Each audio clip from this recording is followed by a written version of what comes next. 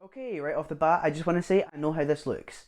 Imagine me praising each episode in season 2 of AFO TV, only to reveal that this is how I'm going to be approaching the essay. The thing is, like a lot of things, opinions can change, and mine did. With the AFO TV episodes, I was reviewing the episodes after watching them weekly, and now that I've had the chance to watch it in one full viewing, that admittedly didn't help the show.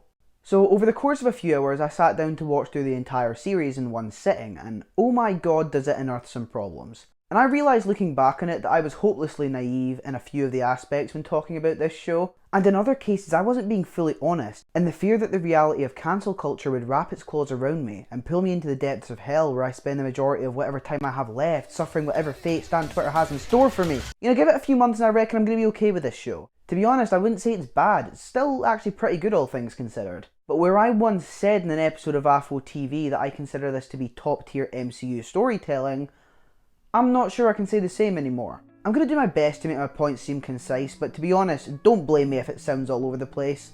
So consider this my overall review of the show, something that WandaVision never got, although trust me, I'm still working on it.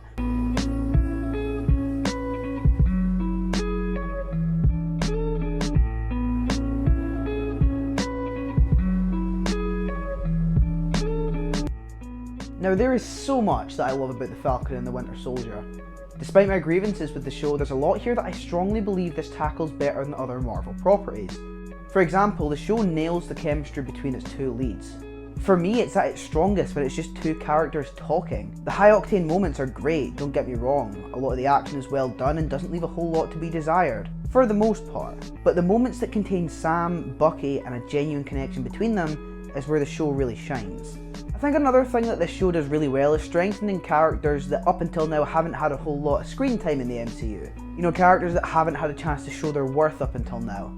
Now I loved Baron Zemo in Civil War, but one thing I've been saying since 2016 is that he felt a little underutilised. However, he's not the most underutilised character that appears in Captain America Civil War that is also in this show, but trust me, we're gonna get there. And when Zemo appears in this, he kinda steals the spotlight. In honesty, he completes a perfect trio. He acts as this nihilistic villain, but he's also another angle of comedy. The way Zemo carries himself is a blinding difference to that of Sam and Bucky, and I think the main thing about him is just how different he is from the expectations I carried. I expected him to be another antagonist, but what we got was something else. Now I went over this quickly in my reviews. I didn't go into it in any great detail because with my race, I didn't feel it was my place to comment on how well I think Marvel handled the issues that it tackles. However, I have to give them credit for doing it at all. It would have been easy for Marvel to avoid it, but they went deep and told a story that's relevant to our world and our society. It speaks out against the corruption of the US government, and its themes and issues feel well woven into the story. They don't feel forced, in fact they feel necessary in a way. I think that Sam's journey to becoming Captain America stutters at times, but for the most part it's well rounded and it feels secure enough to justify the series being a thing at all. For the large majority of the show, the first 5 episodes, I loved the theorising on the Power Broker. I loved seeing who people were throwing into the hat. I loved reading reasons why. Mainly because where it might have been obvious to others, I had no clue where to begin. So the reveal was completely surprising for me. However, the reveal happens in episode 6, and we're going to get on to episode 6 soon. For one thing I want to quickly talk about that was shamefully absent from the finale review was Sam's speech. Now for me, this is one of the show's greatest moments. Sam stepped up and in this moment truly became Captain America. Surrounded by those he has encountered on this journey, even John is here to listen to this. It's such a powerful moment. I also like how this show reveals an almost dark history on the Captain America mantle. It makes us realise that the mantle isn't as squeaky clean as we were led to believe up until now, and it was a very interesting dynamic that I didn't expect this show to handle. This is revealed to us through the character of Isaiah Bradley, and Isaiah Bradley is played by Carl Lumley, who produces what is without a doubt one of the best performances of this show.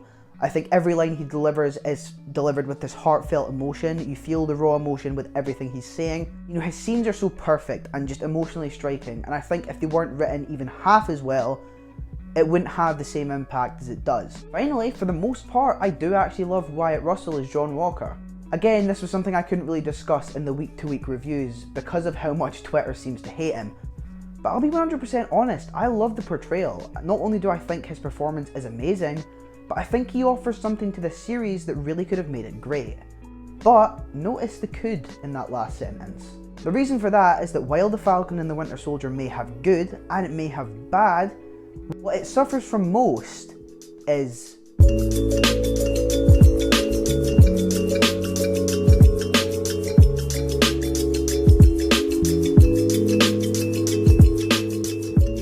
has greatness within it, but it could have been so much more. One of the many examples, John Walker could have been so much better. They already had the blueprint. This man taking a shield that didn't belong to him? Of course people are guaranteed to take issue with that.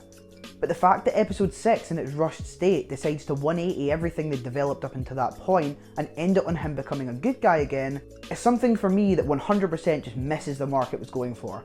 I absolutely loved the idea of seeing the concept of a corrupt Captain America gone wrong. Steve and John were both military men going through it, and I really enjoyed seeing the mantle taken this time by someone who didn't come out of it as a perfect hero.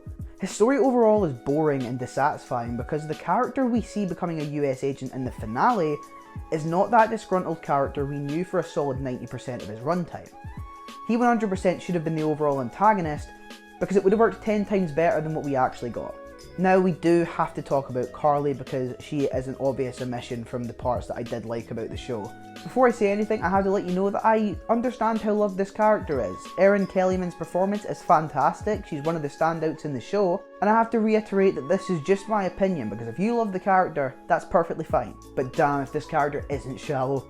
See, for all the grievance that I have with Avengers Endgame, that film portrays a post-snap world in a very dark and gritty manner. Everything is dull and very depressing. The world that we've seen, remember that's all we've seen of this world up until this point, is nothing like the supposed world that existed that Carly and the Flag Smashers had experienced. Now I'm not saying that couldn't have existed, what I'm arguing for is the fact that without me seeing that visually, it's hard for me to feel empathetic towards Carly's character, especially when her morals are as grey as they are. It's difficult for me to care for a character when I can't visualise what they're fighting for. She's fighting for a better world, but she does it with senseless murder. That makes sense. She wants to unite people, but she's okay with senseless mass murder. That makes sense. The character does have promise, but with shallow development and a downright anticlimactic end, I don't know, Carly's probably going to go down for me as one of the MCU's biggest missed marks. It just can't make up its mind. It tries so hard to get me to sympathise with Carly, yet it shows more of her evil side than anything else. I've left the power broker to this point because it does tie into this in a sense. The revelation, more importantly. Now I knew about the theory that said Sharon would be the power broker. I liked it, but oh my god do I wish it was executed better. The reveal genuinely felt so rushed, and I could honestly say the same for the whole finale. I was excited at the time, but if there's one thing I regret making that video, it's that I made it before digesting anything of what I'd just seen. Because the finale does feel rushed. It feels like the climax is over far too quickly. I desperately needed another episode just to flesh out the conflict, build up the escalation so that the payoff can come off greater than it did. Okay people, now it's time for the biggest controversial statement of this video, so please let me iterate one last time. This is my opinion, because I know how much people like this character. But now, we have to talk about Bucky Barnes. So much about Bucky does actually work. I love the relationships he has and can't have. I love the way that the show portrays his inability to fit in. I love the therapy scenes. I think the montage of him trying to make amends is fantastic. But Bucky was never someone I was big on. Since the Winter Soldier, I feel like he's someone that's become more and more underutilised within the MCU. He's in the title of the show, and yet he feels like a secondary character rather than the co-lead. You know, you can disagree with that if you want, that's perfectly fine, but for me it's the fact that we don't see a narrative for Bucky that is clear and concise. We have his subplot of trying to make amends, as he puts it, but really, does that come to much? Sam develops and becomes a whole new hero. The title of the show is literally changed from The Falcon and the Winter Soldier to Captain America and the Winter Soldier. The title in itself implies that Bucky doesn't really make progress. I understand that Sam has a more important journey that needs to be taken, but I don't like the idea that the co-lead is reduced to someone that spends most episodes with nothing to do apart from punching people. I don't know man, Sebastian Stan probably has one of the best acted moments in this show, you know, with the flashback scene at the start of that one episode. But for me, Bucky Barnes continues to feel underused and disappointing in the MCU, and honestly, if you disagree, I couldn't care less. Now I said I wouldn't compare them, and to be honest that's still not what I want to do, but in order to get my point across, I need to address WandaVision in order to truly understand it. You see, WandaVision was unlike anything we'd ever seen before in the MCU. A sitcom spoof that deals with loss and grief. I was engaged, I was dying for each episode, but I just never felt that with The Falcon and the Winter Soldier. Sure, the episodes were fun when I actually got round to watching them, but I struggled to feel that same energy and excitement each week. But I'm just not sure, Marvel has the ability to do so much unique stuff now. WandaVision only proved that, but going back to the Marvel formula in a sense, this just didn't do it for me. You know, a friend of mine likes to joke on how I do this, but I'm genuinely not saying this show is bad despite the fact I've griped on it. I think it's still fine as far as the MCU goes. I just think that there are things here and there within The Falcon and the Winter Soldier that it continuously stumbles on, and because of that, I just couldn't get a grip on it.